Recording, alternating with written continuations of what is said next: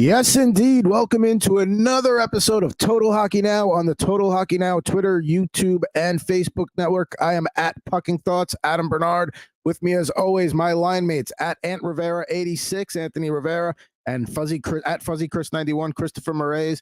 Boys, we are in the playoffs. We've got a lot to talk about today. Plenty to get to as we're going to go through all of the series here. But first, how are we doing today? Man, the playoffs are here. Super excited. We had a lot of good games to start the series. And shout out to Chipotle, because if you wore a jersey going to Chipotle, it was buy one, get one free entree. And outside of the Devils winning that Stadium Series game, that was the best time for me to wear my jersey, was going to Chipotle this season. Well, there you go. I mean, listen, if you're going to take a risk on getting a stain on a jersey, the least you could do is get a break while eating it, you know? I mean, that's a good reason to wear a jersey. I'm excited because, as we all know, the Montreal Canadiens are not in the playoffs. So Milo and I, we could just sit, we could just relax, we can watch just games on the edge of our seat, and not a care in the world. My heartbeat has been steady. My watch has told me I don't have to worry about it. Don't get an EKG. I'm fine. But just being blessed with all the amazing hockey games that are on TV, and it's every night too. The NHL has decided to stagger some of those starts. Sunday was like an all-day affair of hockey. It's a wonderful time to be alive if you're a hockey fan. It is, and tonight we got 4 games. We'll talk about tomorrow. There's 3, and then there's a couple couple more on Thursday. Yeah, and on the weekends they do a good job of just kind of lining them up all day, and then during the week, if it's 4, they do a good job with that 30-minute stagger, so that way you never really have to watch an intermission, and that's what we care about. So there we go. Now, before we talk playoff hockey here, Blast from the Past has returned. Lindy Ruff, now the Sabres head coach. He coached there from 97 into the 2012-13 season, got them to 1 Stanley Cup final, had a stint in Dallas for 4 seasons, and then another 4 with Jersey.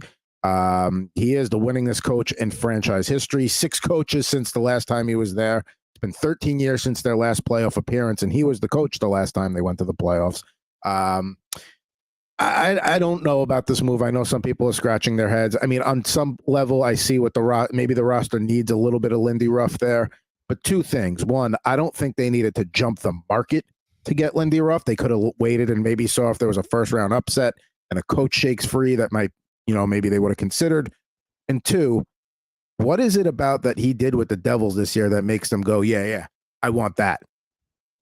Now, they were looking at last season with the Devils. That's what they were looking at. They were looking at the playoff season that they went to. I talked to you guys about this off air when we were talking about what Buffalo was going to do. I was like, you know what? It would be interesting if they went and got Lindy Ruff. But I said, you know what? Let me not say anything. I don't think it may not happen. And then they go and they sign him. So like a little shocked, a little not shocked. We'll see what happens. But he's devon a lot of work on his hands. That's for sure. He didn't have a goalie in Jersey. We don't even know if he really has a goalie in Buffalo either, because if Devon Levi can't do what we thought he was going to do like this season, then they're in trouble. They're in a little bit of trouble. I mean, look, it's on par for NHL teams to continue to recycle coaches. Only fitting that they did it on Earth Day. Look at the Buffalo Sabres deciding to recycle, keep the planet, reduce greenhouse gas. I mean, look, he was there for the longest period of time. He was able to have some success with that team. I can't believe that they convinced him to go back to Buffalo. Like, imagine willingly wanting to go back and live in Buffalo. Especially when you're older and the cold bothers you more and all that. Yeah. I mean, I don't know what else there is to do there. Maybe, Lindy's older now. He just wants to stay home, sit on his front porch, yell at the kids crossing. But look, he's going in there. He's got some work to do. He does have a very exciting blue line. So I think maybe maybe he sees something that can be done there. The offense is not terrible. This is just a team that has underperformed. So maybe they needed some veteran coaching, but I think maybe they should have gone down the path of looking for, there are no shortage of great aspiring NHL coaches, either in the minors, college hockey as well. There are really good coaches there. all along junior hockey as well. There are coaches that are available that you have, that want an opportunity to have some fun. So, I mean, hey, well, we're gonna find out pretty quick. One name that was thrown out was Denver University head coach David Carl. Now, not specifically for the Sabres, but as a candidate, probably one of the hotter candidates there. And he had came out and said, like, hey, it's not that I'm not interested in coaching in the NHL, but I'm so happy here right now that you're really going to have to give me an offer or an opportunity that is just truly too good to say no to. And right now he didn't see that happening. He's going to be the coach of the 2025 World Junior team. So, I once he's off the market, maybe they just decided to go and get things situated with Lindy Ruff. Again, I think they could have waited a little bit, but maybe this is a move in 2025 that we're looking back on and saying like, oh, it ended up being the right move because they are a younger team. They've got a young blue line. They've got mostly a young core, and that's what Ruff is good at, is getting those guys to go. So it's not a sexy move. It's like, why are you doing that kind of move? But, it might end up being the right move. But I'm looking at the roster too.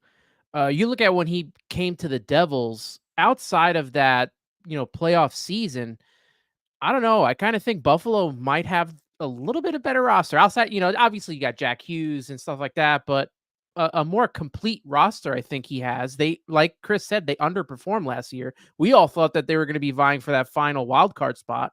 So, he might have a better chance here in Buffalo. We're going to see how it goes. I mean, listen, there's still an off season, there's draft, there's trades, like we said, with the goalie situation. Maybe, Devon Levi just needed another season of seasoning. No Hotstick coming back? I mean, he'd probably, for one game, I bet you he could still give you like a good, like 920 save percentage. I would bet for sure. He's got to stay in shape. I mean, there's no way he's still as flexible as he was, but give me 60% of Dominic Hasek and I'll take that. Now, most people would actually, I think. Yeah, and including the Sabres and a couple of other teams that are, maybe some that are even in the playoffs right now. We'll talk about the Avalanche later. That's a team that could probably use 60% of Dominic Hasek. Now, we're going to go through the games for tonight a little more quickly than the ones that are going to take place over the next couple of days. Now, first breaking news here is that the Thatcher Demko might be in trouble here for the rest of the series here. He's not starting tonight, questionable for the rest of the series. It's going to be Casey DeSmith. He made some tough saves in game 1 for Vancouver. They take that game. Game 2's tonight at 10 o'clock. When you looked at game 1, Nashville played well, but it was clear that Vancouver was the better team. How do we feel about DeSmith being in for tonight? And you can't assume that he's going to play game 3, but if they're already talking about his status for the series, that does not bode well for me thinking he's going to start in at least game 3. Tough blow. That's for sure, man. I mean, Vancouver's done a lot of good things to get here. And now they losing Thatcher Demko is obviously not good because you need him to be successful. Like Casey DeSmith is fine as a backup, but I mean, his numbers were not necessarily elite this season.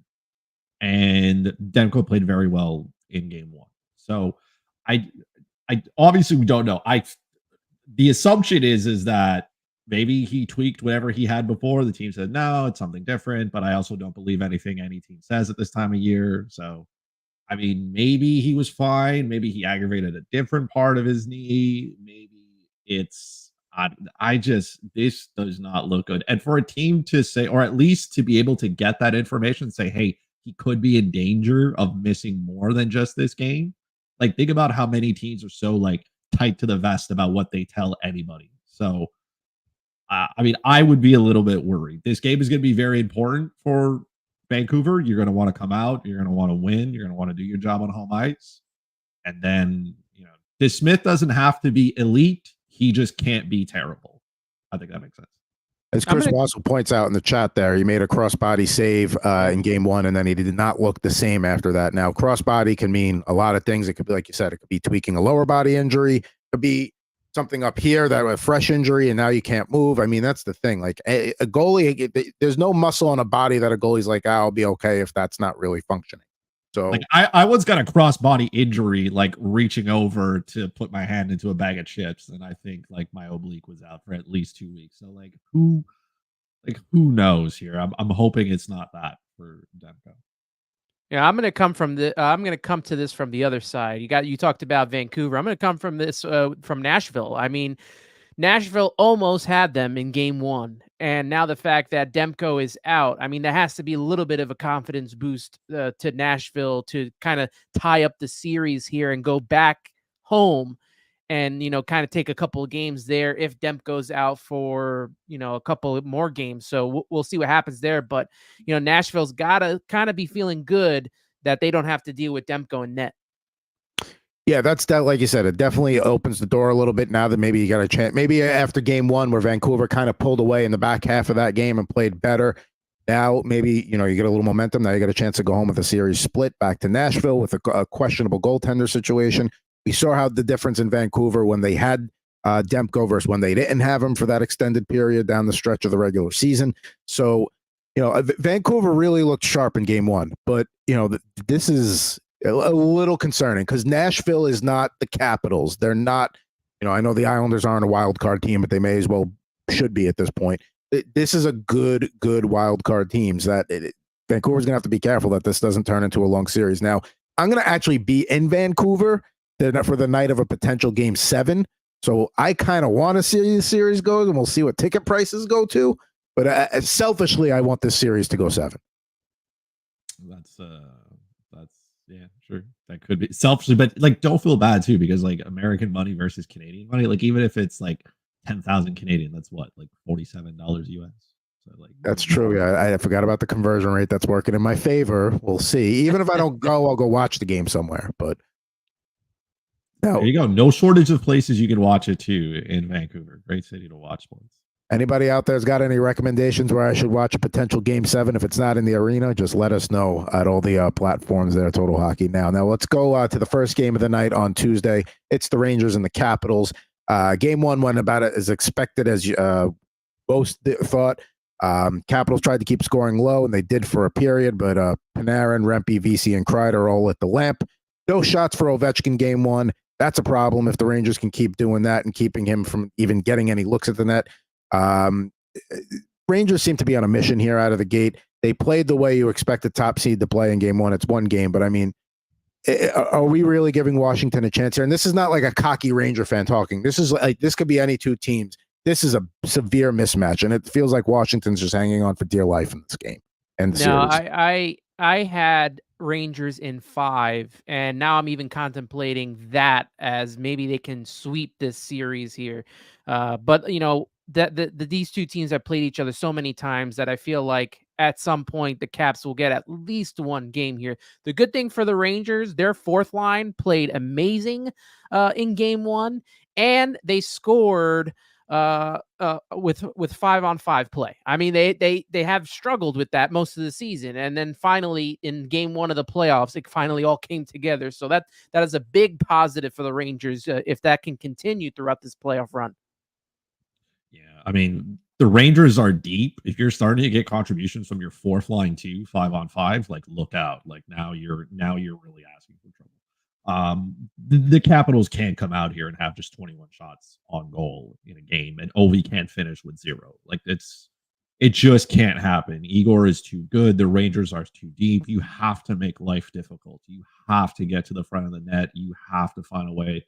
There are big bodies on that team that can find a way to muscle to it. The Raiders aren't really a team that come out and fire a whole bunch of pucks on goal either. They're not a team that leads the league in shots on goal per game. So it's not going to be one of those back and forth kind of offensive games. It's exactly what I thought it would be, all of us thought. A low scoring affair with, chances here and there, and bury what you get. But the Capitals got to come out and just they have to possess the puck. I felt in that first game they didn't touch the puck, and Ovi had his chances, but he's got to be ripping it every chance he gets. And the Rangers did a good job, because you can see on those Washington power plays, they limit him. It's don't give it to him. Let somebody else beat us, and somebody else has to find out, or at least make life difficult, because it was just way too easy. If you eliminate Ovechkin, who else is scoring from there? I'm not looking around going, okay, this guy can do it, this guy can do it. No, if it's not Ovi, fine, let somebody else beat me, but don't let Ovi beat me. And we talked about last time here, if true championship teams take care of business in the early rounds and get short series, get that extra couple of days of rest, Rangers look like they're on that path. It's still one game, but they wait. If they take game 2 and go down to Washington with a 2-0 lead, I'll still stand by Rangers in 5. But this, so far it looks like coming out of the gate, they're playing exactly the way they need to and taking advantage of the opponent that they have in front of them the way they should. We'll talk about the other Metropolitan series a little later on here, but just trying to run through tonight's games before we head over into the series that will resume either tomorrow or Thursday. Let's go down to the state of Florida, which will be our sweater weather later. Will be between a Lightning and a Panthers jersey, so stay tuned for that. With the Florida Panthers here, they took game 1. Lightning they got one of those goals was late with like under 10 seconds ago, but a little bit better down the stretch towards the end of the game. How do we feel about this series going? I mean, I know, people are talking about the Stars Golden Knights series and the way Winnipeg, Colorado came out in game 1, which we'll talk about that one next. But I think low key, this is going to be a really tight competitive series that's potentially going to go the distance. Sorry. I think this was the most enticing series of the East. Obviously, we know what's going to happen in Rangers, Caps. We know already Carolina and the Islanders. There may be a little tussle between Boston and Toronto to Chris's undelight. Lightning, Panthers, all in the state of Florida. I mean, this series has the makings of, game 7. I don't know. This is the one I'm most intrigued with. And if we get into our brackets, you'll find out more about these two teams for sure. Yeah. What a great time for hockey in Florida. Just, two competitive Florida teams. Look at teams in the South making hockey work, right? Look at them. But I actually might go the other way here. I think this series could be done a little bit quicker than a lot of people want to think. I mean, Tampa Bay is not a good team on the road, and they demonstrated that. They did not shoot the puck.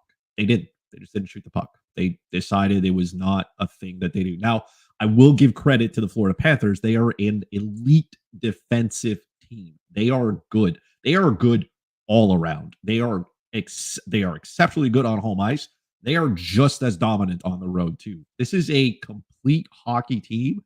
I don't think many people think of them like that. I think people kind of just brush off, the addition of Vladimir Tarasenko is good. Sam Bennett is a great second-line center there as well. Carter Verhaeghe, we know he can score goals. Which just came back recently. He did. Evan Rodriguez on that third line. When Aaron Ekblad is healthy as well, he can, block shots and be a good... This is a really good team, and maybe not enough people are giving them credit here. We know what the Tampa Bay Lightning can do, but I mean, Bob didn't have to work hard. Granted, he should have probably not given up a single goal, but he didn't have to work hard. Florida made the Tampa Bay Lightning just look mediocre. You cannot go into a game and not get enough shots on goal to have an opportunity to score goals, because goalies are too good, especially for, the way Bobrovsky has played since he took over in that run. He's been way too good. Tampa's got to do the same thing. Get to the net, make life difficult. I don't know if they're that type of team, though. They're not built to be exceptionally physical and kind of like that gritty, grindy team that they are. I don't know if they're going to have it. They may go home and they may give Florida a little bit of run for their money here.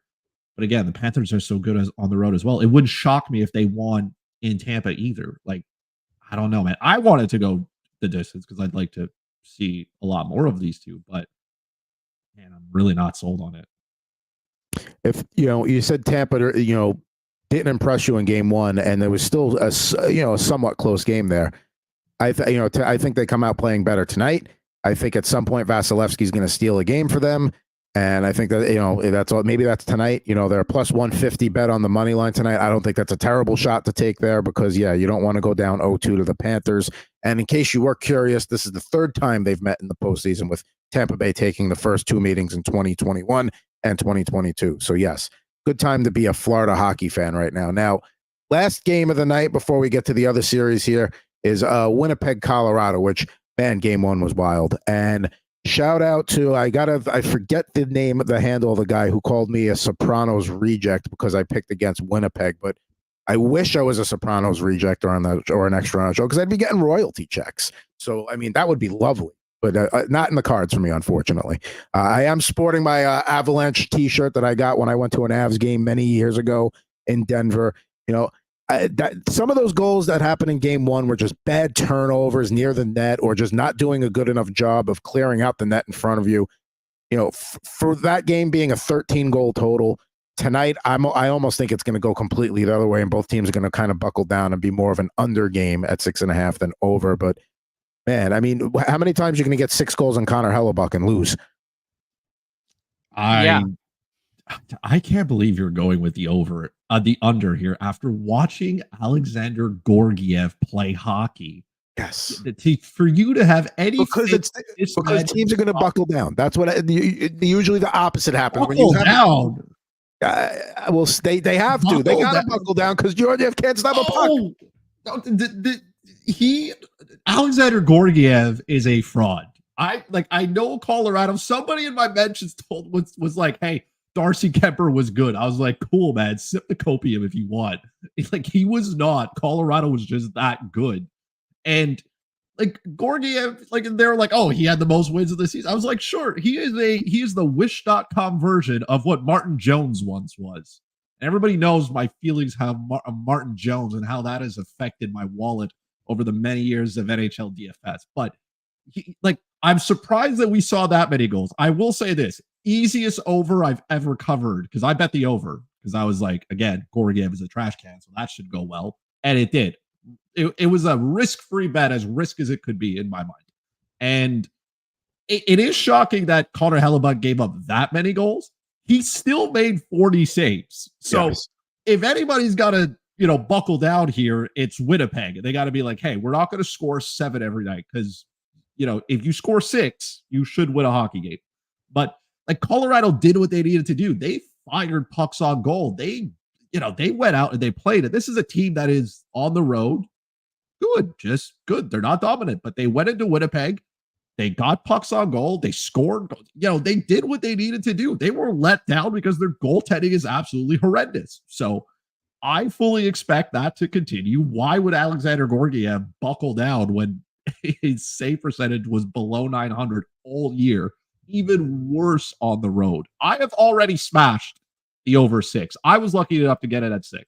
What I'm saying is Colorado will have to defensively buckle down because of that. So I think they're going to try and slow Winnipeg down a little bit more than maybe they would normally. Like you said, they threw a ton of pucks in that. They're going to try and do that, but they're going to have to put an emphasis on slow them down and give up like 27 shots. Gorgiev's given up 5 tonight, just because he's there. In hindsight, he's stopping the puck. In hindsight, to not make a move and go get like a Jake Allen at the deadline just to kind of shore yourself up for a second, because they don't have anybody to go to. That's the thing. Jake Allen was on the paddle here on Sportsnet. He could have flown down to Winnipeg, got on for the second period or something, and given them a better, a better showing. They were terrible, man. And credit to Winnipeg's third line. Adam Lowry came out there, out-muscled Mikko Rantanen, just tossed him down, grabbed the puck, defied physics with his goal, because I still have no idea how it crossed the line, and just that sent Winnipeg into a frenzy afterwards. Like I said, I have no faith. I actually have Winnipeg to cover the puck line tonight. Wow. All right. Take control. Hey, look, they're going to pull their goalie at some point, right? Because they're going to be losing. So, I'll take it, right? Pull it with 7 minutes. Get Gorgiev out of the net early. He's just as good on the bench as he is in the goal. Look, we talked about how concerning it was with Georgiev before this playoff started and it came to fruition. But I got to say, a little bit concerned about Connor Hellebuck, because even if they do win this series, that game one that we just saw does not fly against a Vegas team and a Dallas team. So they're going to have to nip that in the bud real quick and turn that whole situation around, because Hellebuck is going to be in the Vezina, conversation. And that's, I don't know, man, giving up 6 goals just like that. And you had, 7 goals. I'm worried about him a little bit. Do we have more faith in Connor Hellebuck, though, than we do in Alexander Gorgiev? Of course. So if one of them has to correct themselves, I'm assuming it's going to be the Vezina guy and not the goalie, who, by the way, finished with a 3.02 goals against average, 897 save percentage. I remember that he was an all-star when his save percentage was at 899, and then he got worse during the regular season. So, I mean, okay. I mean, I'll say this too, and I mentioned this earlier, is there was a lot of pucks that went in the net because of either a misplay, a turnover in their own zone, or just a lot of net front presence, moving the puck around front. And to see how physical it gets in terms of clearing the crease, because that's going to be a factor there too. Chris Wassel checking in again. Chris likes taking risks like I do with my fantasy hockey team. So there you go. We got a risk-taking roundtable here amongst a couple of Chris's on Total Hockey Now. So I did not get to see. I was on my way to and then at a concert, so I missed the Winnipeg, Colorado game 1. I am so looking forward to game 2 tonight and being able to check that one out. So there's the games that are getting underway tonight. All those are game 2s. Let's go now to Toronto-Boston. So game 3 going to pick up in that series tomorrow. On Saturday, game 1, Toronto just could not stay out of the box and gave Boston every chance to win that game, take that game, and they did. Game 2, another 100-hit affair. Both games eclipsed that. Very physical series, no surprise there with the old Atlantic rivals. Power play time is a little bit more even, but Toronto survives, and they get the series back to Toronto with a split. First question we have to ask, and this is very important, and you guys don't know this is coming, but I think it's the question we all want.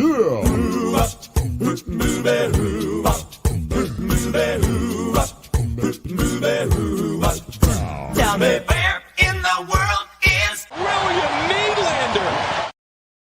It's a great question. We all want to know. Absent for the first 2 games. Sheldon Keefe, help us out. Well done. Yes, that is peak production right there. I have no idea what has happened to Willie Nylander. He has practiced. I don't remember him getting hurt either in the last game because he played that game when others were rested. And then all of a sudden he can't go for game 1. Practice seemed pretty good. And then couldn't go for game 2 either. But he looked decent. I don't know. I don't know what's happening, but I feel like Toronto is a better team with William Nylander in it. So yeah. I would think a guy that produces the way he does, you would want that in your lineup in the postseason. There are a lot of tinfoil hats going out there that say like maybe he's like being sad because like of his like the way he's played in the last 10 or like his defensive responsibilities. I don't know, but last time I checked, of the core 4, he has produced the best in the playoffs. So I would get him into the lineup. I will say this: Toronto has played a lot better than I thought they would have. They were undisciplined in that first game. They were just trying to run around and hit everybody.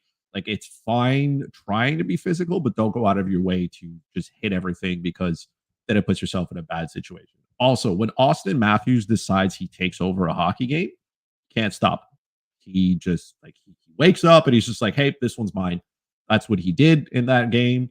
I was a little bit confused as to why Montgomery decided to go with Ullmark. Not that he played poorly. I know that they've been rotating goalies, one in, one out. I get you can do that during the regular season. I can't see how that's successful in the playoffs. Like, you just, as a goalie, I'm assuming you want to get some consistency and whatnot and not have so much time off between starts. Like, Swayman didn't play bad in the first game. And again, Ullmark wasn't bad either, but like, make your pick and just roll with it and see what happens. But I guess it's good. This series will go 7, and I'm happy for that because the tears are going to be more frequent with Leaf fans in Game 7 because they've been there, done that, so they can relive the misery that they've already experienced. Didn't they say on the broadcast that the last 3 times that they played a Game 7, Boston came out on top all 3 times? I could have thought I heard that. Boston's just a better team overall. Like, even though that lineup looks like a fraud, like, they go out there and they produce and they do what they need to do. They're a tough team to play against. Toronto, the guys who needed to do things did things. Max Domi came out, played well. That's the guy they went out to get. He was good. Bertuzzi played well.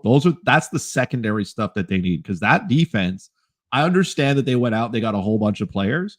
I think a lot of Leaf fans are starting to like come back down to earth and remember that players like Joel Edmondson and and Ilya Lyubushkin are not puck-moving defensemen. They're just guys who are there taking up space. Their goal is to not get scored on. They don't move the puck, so their Corsi numbers look terrible. They're on the ice and they give up a lot of chances because they don't move the puck. They have 5 very similar defensemen, which are not very puck moving, fine defensively, probably going to be a liability at some point. To go back to Nylander for a second, if it is a message sending benching, then like that's some Mike Keenan stuff right there. Like, and no, this is not the time of the year for it. Like, no, and I don't think Sheldon Keefe would jeopardize road playoff games to send a message when you're talking about one of your core 4 top players, a guy who has produced in the postseason in the past. Number 2, glad you talked about the goalie protocol there in Boston, because as a guy that's a stickler for protocol and can appreciate following and dancing with the girl you brought, and that's what got you there was rotating goalies. But it is the playoffs. You do want your goalies getting into a rhythm. You are playing every other night. It's if Swayman had lost game 1, then you have the convenient excuse of like, okay, we've been going back and forth. We're going to keep doing that. Didn't play bad in game 1, like you said. Ullmark, even though he lost, he didn't play bad in game 2. But I don't know at that point. I would have probably stuck with Swayman. And then if it was like a high scoring affair, even if they win, if you have a reason to go to Ullmark at that point, then you do it. But I think just doing it to stick with it, I do see the benefits of that. It's the routine. It's what got you here. But I don't know. The playoffs to me are a little bit of a different animal. So we'll see how game 3 goes. I mean, that's going to be pretty pivotal right there for both. But like we said, this is more than likely going to a 7th game. Now, the other series in the East, we have not talked about yet. And we thought this might be slightly longer. The Islanders, for a little while, thought they were going to get their first win of the series. Alas, it did not happen. And, you know, like I said on my tweet before the show, this is going to be more of an I'm not mad at you, I'm disappointed in you kind of thing. And I'm not even an Islander fan, but here we go. I mean, nobody really gave the Islanders a chance in the series. Most were picking Hurricane sweep, Hurricane 5, maybe.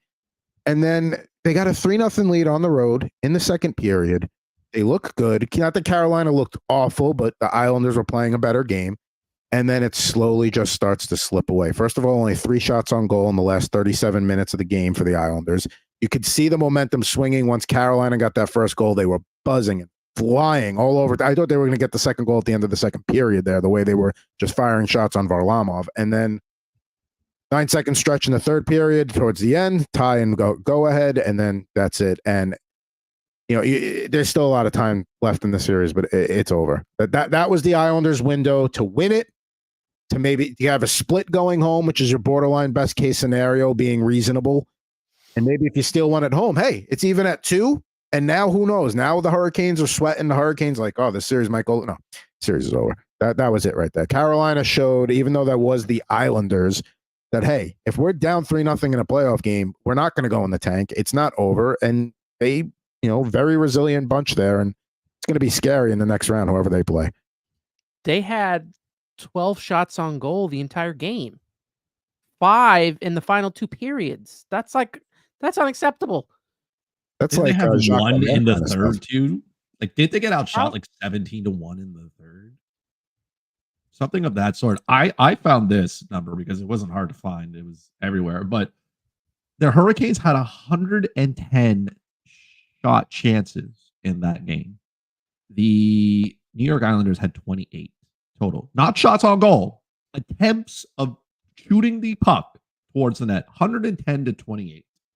Like, man, this is, by the way, this is the team that finished 3rd in the Metro. Okay. So they are just terrible. You cannot expect to go in and win a hockey game when you have 12 shots on goal and you get absolutely dominated from start to finish. Like, Carolina didn't play as well as they should have.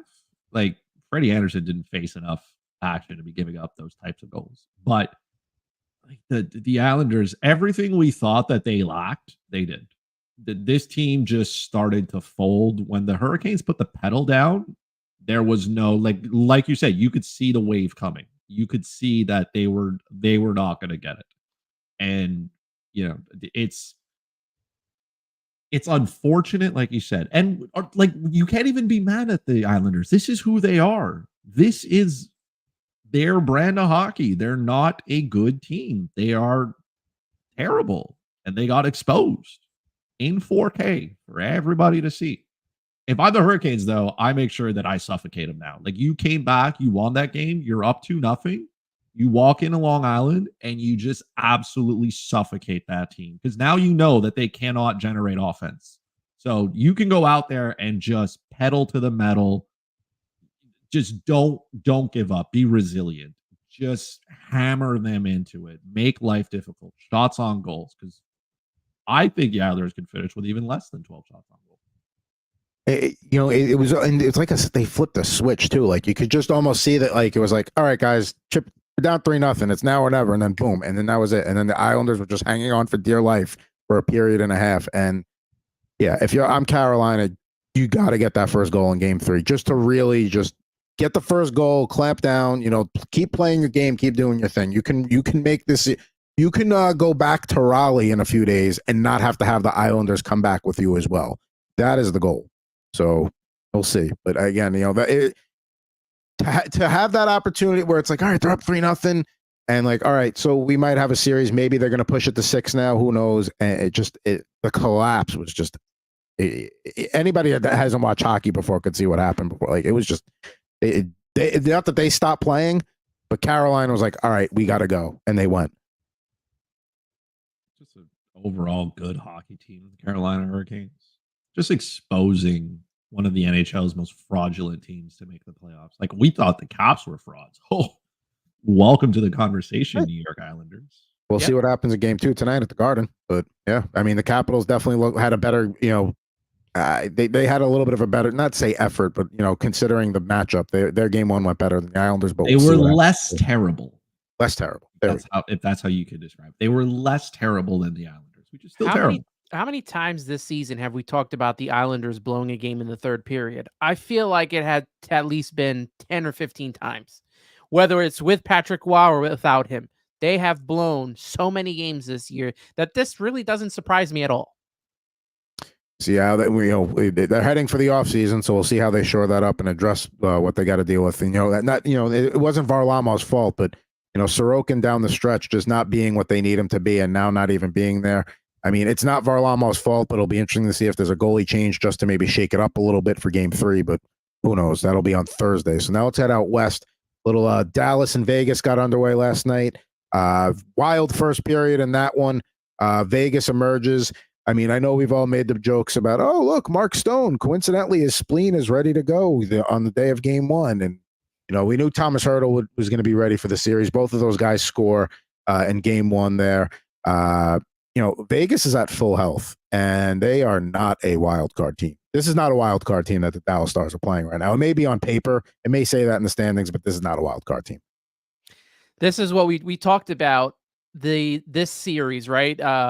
When we were putting together our brackets, that this was kind of the toughest series to predict what's going to happen here. And, I kind of went based off of what has happened in the past. I know things have changed, but I think Vegas was like 13-3 against Dallas, and just what they did to them last season. And how about just Mark Stone riding in like the knight that he is, no pun intended, knight in shining armor, coming in, scoring the first.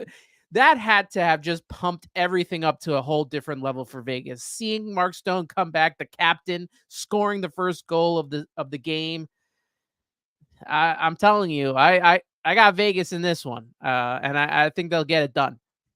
The script writers just reusing the Mark Stone part of their story every year. They're like, hey, just pencil this one in again and we'll be good. It's absolutely wild how this man's body heals in a 7-day window in April before hockey starts for the playoffs. Just absolutely wonderful. But no, they are not a wild card team. When this team is full health with their $100 million payroll, they can definitely cause a lot of damage. Dallas has their hands full here, and I think they realize that. And Jake Ottinger wasn't really great, so again, he's going to be the wild card factor here. He's got to be good. He's got to be really good. He's got to be their best player most nights, and it's not because their offense can't compete, but this is there's so much skill on both ends that I don't know if we'll see many games again with a really high total. I mean, it was 7 when you compare it to what some other teams have done. But I think this is going to end up being one of those like chess match kind of games.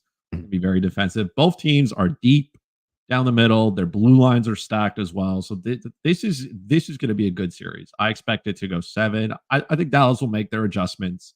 I think they'll come out and do what they need to do. I think Vegas now riding the high because you went into Dallas, you won a game, you've taken home ice advantage, which is every road team's best case scenario. But just absolutely wild watching Mark Stone come out and tip a puck in and just the whole world losing it. I will say this. I said it to somebody earlier on Twitter. Like, we need more teams like the Vegas Golden Knights and less teams like the San Jose Sharks or the Chicago Blackhawks. Like, everybody's mad at Vegas, but this is a team that's come into the league, and every year they want to be competitive. And they, like a billionaire, they find the loophole and they use it to their advantage. And that's all that look, if you wanted to patch this, also, they're not the first team to have done this. They're just really exercising it to a great way. Like, let's not forget, Tampa Bay once won a Stanley Cup when Nikita Kucherov didn't play a whole season. So they're not doing something we haven't seen. They're just doing it at a crazy level. And if you want to patch the hole, owners can get together in the next CBA and say, we're not going to allow it. Well, you know that they kind of do. And everybody wins here because these teams get to exceed the cap. Everybody gets paid. Everybody's happy. That's it. That's like, don't be mad at the Vegas. Be mad at the NHL for allowing it. And you're not mad. I want teams to spend money. I want teams to try to go out and be the best. I don't want them rostering whatever San Jose put on the ice all year or whatever Chicago thought they were giving us. Some teams are a dumping ground for contracts, like the former Arizona Coyotes. Look at Vegas just doesn't care. They don't keep any of their picks. They don't hoard any of them. They trade them. I don't know what's in the water though, but it heals Mark Stone perfectly well. And then they just go out there and do what they need to do. We need more teams like them.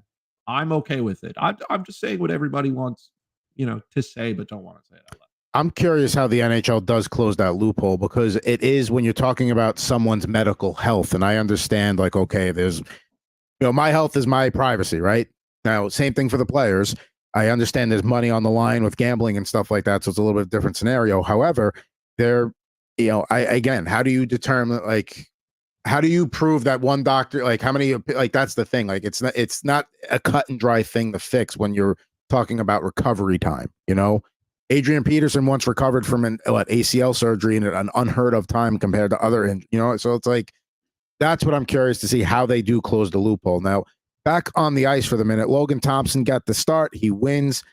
Unlike Boston, where it's a back and forth thing, and that was kind of the situation in Vegas this year. Is it Logan Thompson's crease to lose at this point, considering Aiden Hill didn't play that well down the stretch?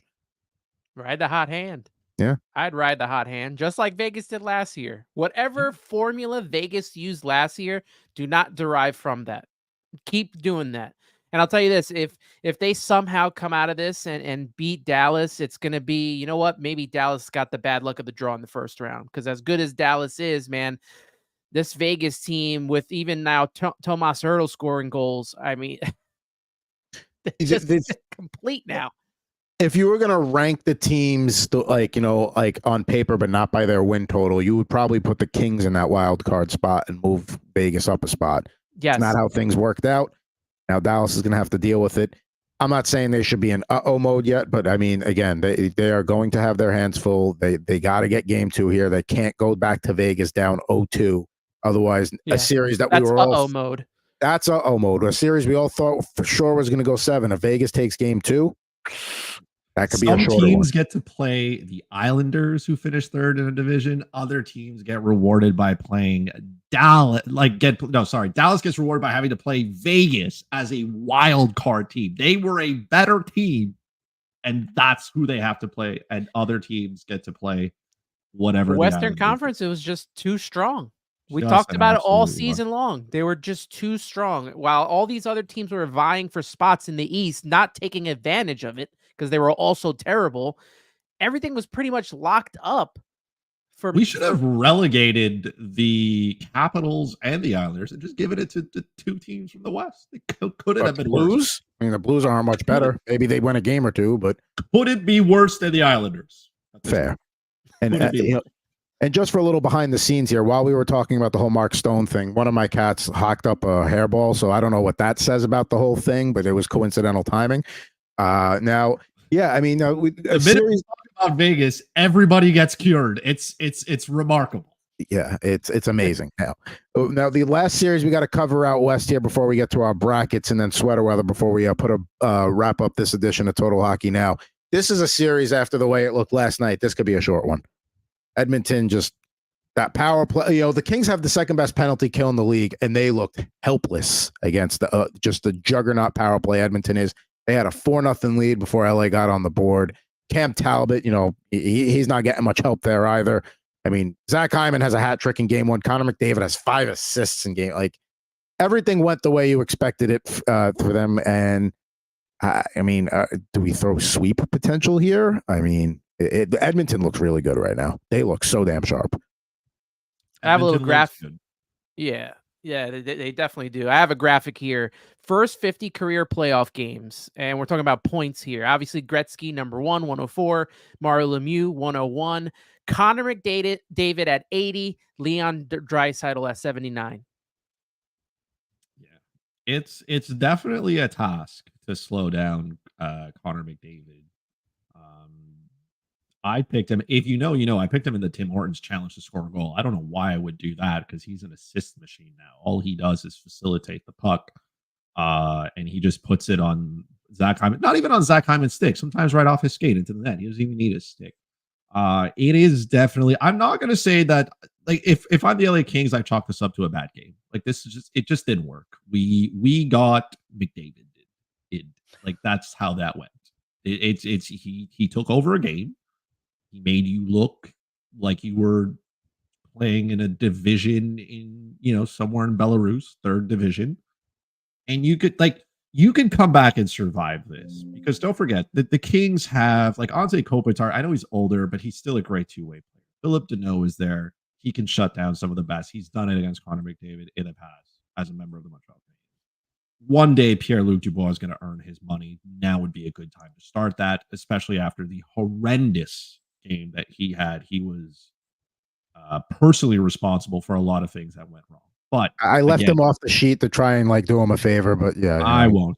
Yeah. I'm not crying for him in his nice little beach house on Malibu. But I like Edmonton came out and did exactly what Edmonton did. They scored goals on the power play. They just their best players were their best players, and the Kings have to elevate their game and say, hey, we cannot let, I know it's hard on the road because you don't get the matchups that you want and everything, but you cannot let Connor McDavid run around and do whatever he wants.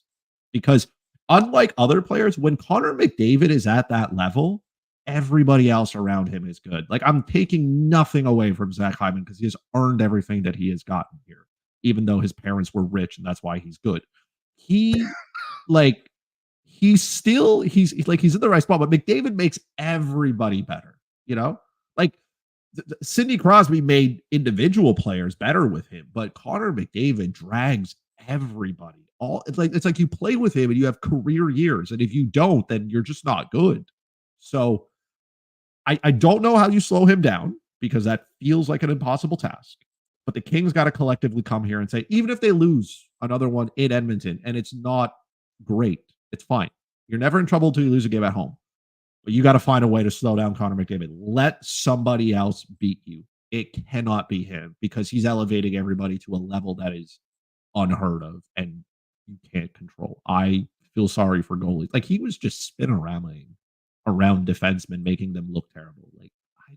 I feel it almost looked like a video game last night, to be honest. Connor McDavid is a video game character. Yeah, he's not fair. He is 99 skating, 99 shooting, at 102 passing. The man just can't stop being elite. And Leon Draisaitl even had a great game. We don't even talk about it because Connor McDavid had 5 assists and Zach Hyman put 3 in the back of the net again. But don't worry, King fans. There's hope. But it might start only in game 3 when you get back home and leave it.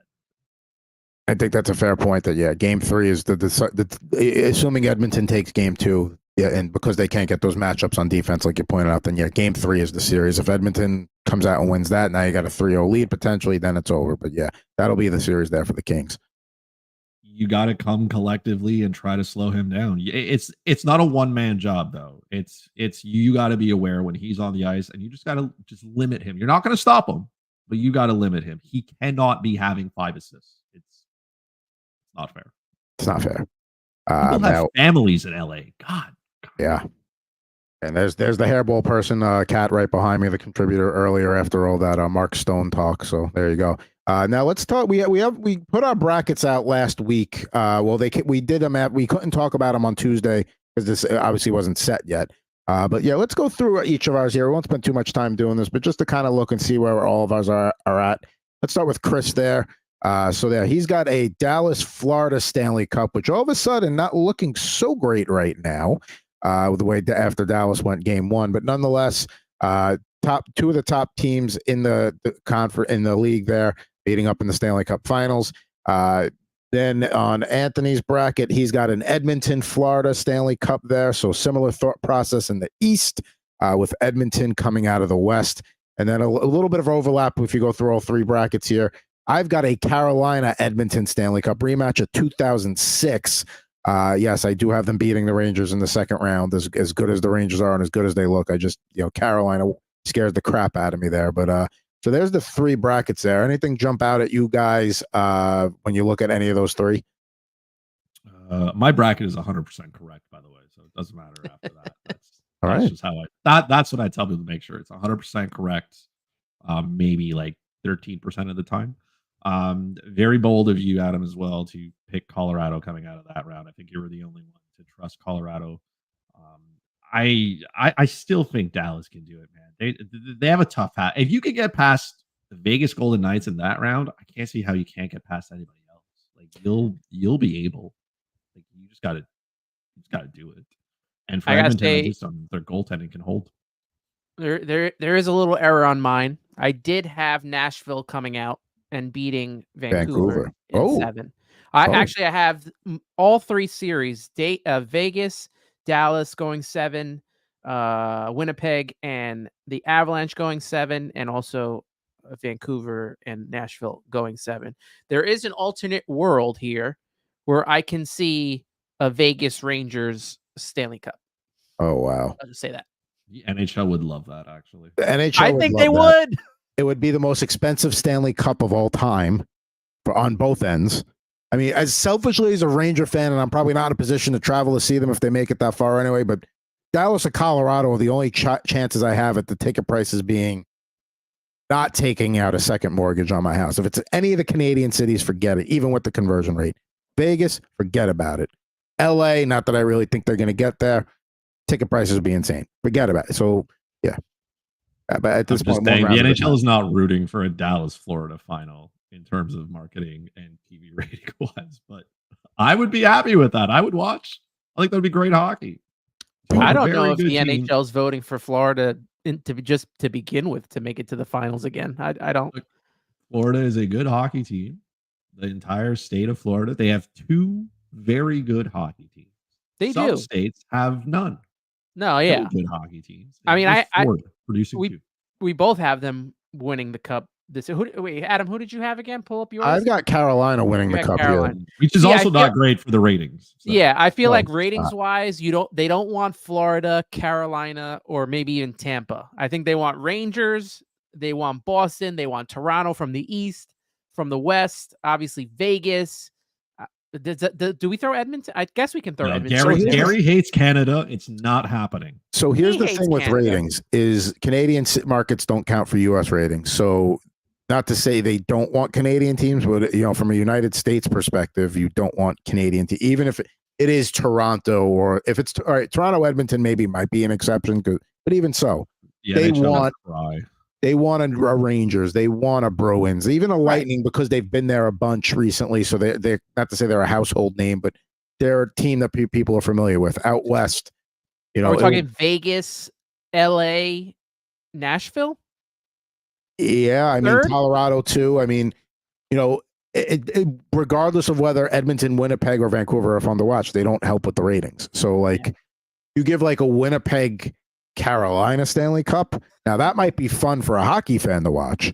That might be a real low scoring physical battle. Like it would be great. But in terms of the casual fan deciding between that or an NBA playoff game, they're probably not going to pick that. You know what? If I could swallow and tolerate the Leafs, then it would be like Toronto Edmonton final. Just like absolutely send it to the whole of the United States. You know what I mean? Like, who cares about you guys? You know what? Like, do something else kind of thing. Baseball's in swing, do that. But that's not going to happen because the Leafs are going to get bounced in the first round. But like you said, to that point, from a rating standpoint, they probably want a nice Vegas, New York Rangers matchup where they can sell a whole bunch of tickets and TV rights and all that fun stuff and get people tuned in. But I will say this, like, hockey playoffs is the best form of playoffs that there is, and nothing is even close to it. Nothing compares to it.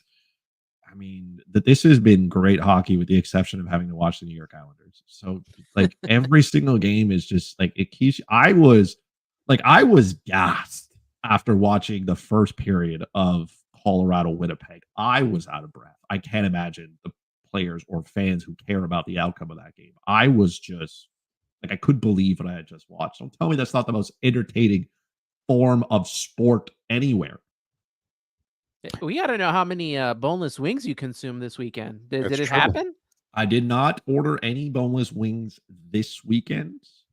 But now that you mention it, maybe I will hit up the Wild Wings Saturday before. Here's the thing though, when it's Sunday, it's like Sunday the first game was at 12:30. Like, I was already cemented into my couch. Like, Milo and I, we were ready. Like, we understood the assignment, so we knew what was going on. We didn't leave. We had nowhere to be. So like, I wasn't going to get up. I didn't want to order them because it's not the same. And then it gets here and it's a little bit soggy. So That's what's great about Wingstop. Order it to go, have it be at your house. It's not I soggy. might when it actually gets do that here. this weekend now. Wingstop, we're Maybe. here. We're here. Maybe I'll do it Saturday. That's what I'll do. You know what? Maybe I'll go have lunch at the Wild Wings that I have here. Maybe I'll do that. I mean, listen, it's always better there than it is at home, but I mean, can't go wrong either way. I might have to get some wings at some point soon. I don't know, maybe later in the week. I think that, yeah. Now all this wing talk, now I got to get wings. Thanks, guys. Sponsor us.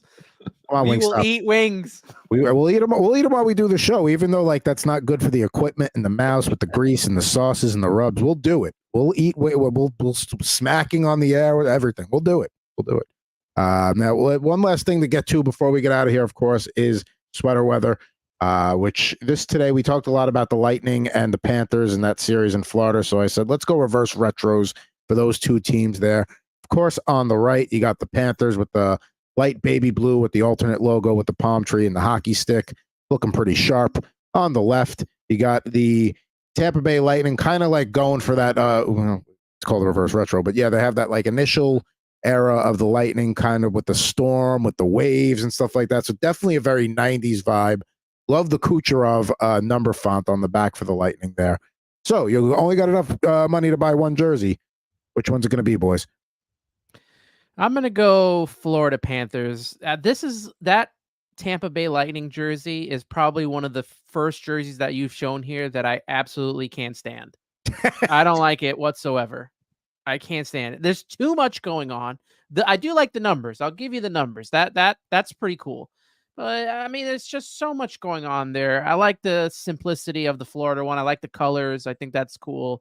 And the logo too. I mean, I couldn't really tell it's Florida Panthers, but I do like that logo. Yeah, the Tampa Bay one is not very good. The original logo is fine, but there's so much happening there. Like, the best part of that jersey is Kucherov's name and number. The rest of it can just be kind of tossed out. I will say this about the Florida one. Like, it's fine. Like, this is the matchup. I'm going with that one. The palm tree and the hockey stick is okay. Kind of looks like I put that together on like paint and I got bored and I stopped. But the color is good. I feel like maybe today if they redid that jersey, it'd probably be a little bit better, even if they kept it the same way. But no, the Tampa Bay one is just not it. I'm going to go with the Tampa Bay Lightning jersey, and here's why. Because if I'm wearing a jersey nowadays, it's for one of two reasons. It's either because I'm going to a game and I want to look sharp going to a game, or have something a little unique versus like the standard jersey that everybody else has, or I'm wearing it to the rink to play. which, you know, if I'm out there and you have a choice to have a cool jersey on for a pickup skate, little shinny, that looks pretty good out there. That might get you a compliment or two. So that I'm at that point where if I'm buying a jersey, I want it to have some flash or something. Like, I'm not wearing jerseys out on dates. Like, you know what I mean? Like, so it's, you know, for me, I'm going to go with the Lightning jersey there. I do like the Panther jersey, but I as much as there is going on in that jersey, I think it fits. That's the state of Florida right there. Waves, storms, lightning, all that. That's it in one jersey right there. Are there lots of outdoor skating rinks there in Northern California that you get to? No, I mean, there's ice rinks in Northern California. No, but outdoor ones. No, I mean, I'm playing. Okay. No more. There's no. Actually, I lost both my roller rinks, so it's ice only for me for the last year plus. Yeah, I was gonna say because you were like, I wear them outside when I was like, man, there must be some different ice up there that we don't know about here. Okay, here so it has to freeze. So there are parts of Northern California that do get very cold too. So the further north you go, it's a big state. It's a big state. I thought you'd be rollerblading in that jersey. I mean, I haven't put on a pair of rollerblades in probably a good 2 years. I would imagine. Got to be close to that now. I do want to know, like, considering these are reverse retros, like, who was the guy who came up with this represents the Florida Panthers. This jersey right here. This says Panthers to me, because if you threw all these jerseys up and me not knowing, me being like, let's say I'm just a casual hockey fan, obviously I could pull out Rangers and all these other teams, but you know, I'll be like, you know, that's some South team that could be somewhere from Florida, but like Panthers, I don't see it. I mean, it's their like secondary or tertiary logo that's on their shoulder sometimes, but yeah, maybe incorporate a little Panther into it somehow. I don't know, but yeah, I mean, I feel like if you're buying that one, it's because you're a Panthers fan to start with. Yeah, yeah. Because I mean, Like a few other teams did the baby blue jerseys too. Like, like Montreal did a baby blue version. I feel like Winnipeg did one. So it was kind of like just like the baseball teams in the 80s, some of the road teams would go with that like light blue, powder blue look like the Phillies. I guess that was the trend for the time for the reverse retro. So 2 for 1 there. I'm going with Tampa. Those guys are going with the Panthers, and that'll do it for that sweater weather edition. And we'll be back with the next week. We'll have another one for you here. Now, little housekeeping. Our friend at Ant Rivera 86 will not be with us next week, as he is getting some dental work done. Still not been able to confirm if it's standard dental work or a grill getting installed. We'll find out in May when we have him back. And don't forget, you know, we thank you to everybody that's tuned in. We had about 57 people watching there. Don't forget to rate, review, subscribe. Total Hockey Now on Twitter, on YouTube, at Facebook, and hit us all up on Twitter. You got all the handles right there. Pucking Thoughts, Ant Rivera 86, and Fuzzy Chris 91. Full slate of hockey games tonight, boys. Very excited to watch. It's going to be a lot of fun, and maybe we'll have some series on the line by the time we get back here next week. Maybe we won't even have the New York Islanders here. See you never. That is very likely, but we'll see if they can stay off elimination for a little while longer. But for at Ant Rivera 86, that way. For at Fuzzy Chris 91, I am at Pucking Thoughts, Adam Bernard. We're back with you next week here on Total Hockey Now on the Total Hockey Now Twitter, YouTube, and Facebook network.